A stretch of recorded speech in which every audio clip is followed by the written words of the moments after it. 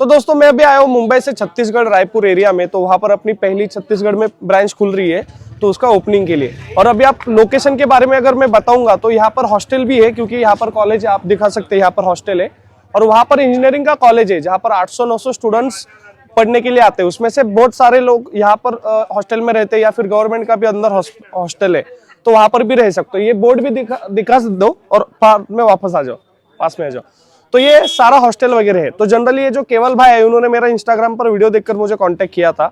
और क्या होता है कि जनरली ऐसे कांटेक्ट करने के पहले आदमी थोड़ा डर लगता है कि कोई फ्रॉड वगैरह ना हो, क्योंकि उन्होंने वो ना मेरे से पहले मिले थे, ना कुछ बातचीत हुआ था, बस कॉल पर बात हुआ था, और उसके भरोसे के ऊपर उन्होंने पेमेंट कर दिया और यहाँ पर फ्रेंचाइजी लेकर ये उनकी दुकान शुरू हो गई। और वो जनरली पहले स्टेशनरी का डालने वाले थे, स्टेशनरी और फोटोकॉपी। आप भी यहाँ पर देखे रहेंगे तो वहाँ पर किताबें वगैरह लिखी है, जेरोक्स का वगैरह, क्योंकि कॉलेज है तो वो तो उनका चलने वाला था। लेकिन उन्होंने उसमें एक्स्ट्रा दिमाग क्या लगाया कि स्टेशनरी तो वैसे भी चल रही है और यहाँ पे स्टूडेंट्स लोग भी रहेंगे, तो उनको चाय पीने के लिए लगेगा। बहुत सारे स्टूडेंट सिगरेट वगैरह भी पीते हैं, तो उनका लिए कोई ना कोई अड्डा लगेगा। तो वैसे वो यहाँ से बाहर जाते थे मेन रोड पर चाय पीने के लिए, वहां पर एक चाय की दुकान है, तो उन्होंने यहाँ पर डाली है। तो ये जो जितने भी स्टूडेंट्स है, हॉस्टल में रहने वाले, कॉलेज में पढ़ने वाले, या फिर जो स्टाफ है यहाँ का, तो वो सारा का सारा स्टाफ यहाँ पर आएगा और वो रोज का फिक्स हो जाएगा। तो उनका स्टेशनरी का भी काम यहाँ से हो जाएगा, चाय का भी उनका निकल जाएगा, और बाकी जो पानी, नाश्ता, आइसक्रीम वगैरह वो जो एक्स्ट्रा चीज है, तो उन्होंने टोटल पूरा ऐसा हब बना दिया। तो ऐसा जरूरी नहीं होता कि आपको बस चाय का ही करना है। वो उनके लिए अलग लोकेशन होते हैं, जहाँ पर सोचो अगर आपका प्राइम लोकेशन पर है, मार्केट में है, तो वहां पर सिर्फ आप चाय भी बेचेंगे चल जाएगा। लेकिन समझो ऐसा कॉलेज वगैरह है, तो वहां पर जो कॉलेज के स्टूडेंट्स को, लोगों को लगता है, वो सारी चीजें आप रख सकते हो।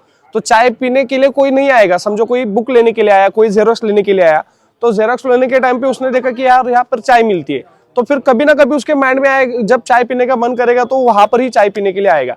तो ऐसा आप भी कर सकते हो। जो छोटे छोटे गांव होते हैं, छोटे छोटे शहर होते हैं, वहां पर पता है कि आपको ज्यादा भीड़ नहीं मिलने वाली है, ज्यादा कस्टमर्स नहीं मिलने वाले, तो वहां पर आप और बहुत सारी चीजें लेकर यहाँ पर शुरू कर सकते हैं। जैसे उन्होंने पानी रखा है, आइसक्रीम रखा है, तो वैसे आप भी सारी चीजें कर सकते हो, जिससे समझो उनको महीने का चाय की, इससे आपको उनको 30-40 हजार रुपए आया, ठीक है। स्टेशनरी वगैरह उससे 10-15 हजार रुपए, आइसक्रीम वगैरह सारी चीजें उससे 5-6-7 हजार आया, तो टोटल मिलाकर 40-50 हजार उनको आ जाएगा। उसमें से उनका रेंट वगैरह ऐसा निकल सकता है।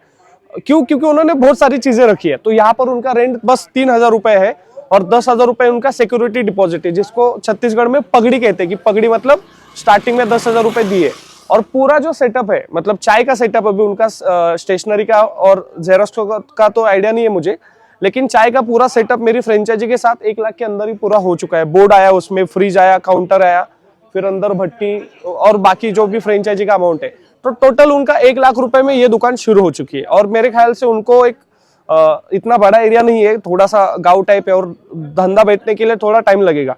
तो 5-6 महीने में मेरे ख्याल से उनका जितना भी पैसा भरा है, 5-6 भी ज्यादा है, 4-5 महीने के अंदर ही उनका पूरा पैसा बाहर आ जाएगा। और बाद में धीरे धीरे करके, क्योंकि अभी गर्मी भी है, तो बाद में जैसे ही बारिश शुरू हो जाएगी, उनका इनकम भी बढ़ते जाएगा। तो आप भी, अगर आपके पास ऐसा कोई लोकेशन है, और या फिर इससे अच्छा भी, और जितना अच्छा लोकेशन रहेगा उतना अच्छा आप धंधा कर सकते हो, तो आप मुझे कांटेक्ट कर सकते हो। और जैसे केवल भाई ने भरोसा जिताया, तो उनको भी पहले डर लग रहा था पेमेंट करने से पहले, करूँ कि नहीं। बाद में मैंने उनसे वीडियो कॉल पर बात करी, तो उनको थोड़ा सा कॉन्फिडेंस आया कि नहीं, यहाँ पर फ्रॉड वगैरह नहीं होगा।